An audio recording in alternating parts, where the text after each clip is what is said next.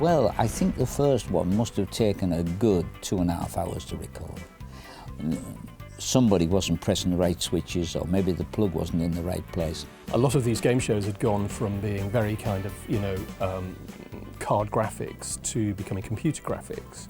And Wipeout was one of the first ones where we'd integrated that kind of technology into the set, which for very obvious reasons had its own problems, And as you will know, but you won't, what happens is you have run-throughs before, and it's not technical at all.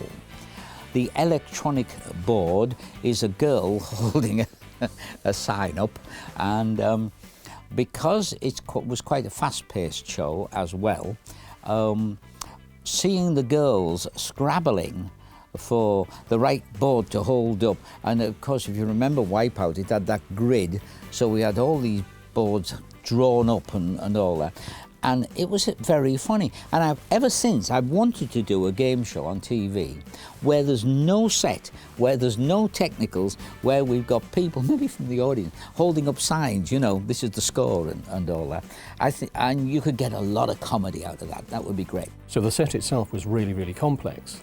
And what you would get was the old problem. It's a bit like with any building. The guys who built the set would build the set over the wires, and the wires would get broken, and therefore the technology wouldn't work, and we had to dig the set up to repair the cables and stuff like that. So there's a lot of those kind of things going on. It was a bit of a nightmare. When it's edited, it looks very smooth, but what you don't know is that the performer, the presenter, is doing jokes about who's getting it wrong, and shouting off things like, how long have you worked here? Not counting tomorrow, and stuff like that.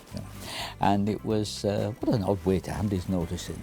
Look at that, And I think we even had, which doesn't happen often, in the studios, as you know, you have these big lights, and we even had one of them explode. Just bang, And, but it did cure the constipation on the audience.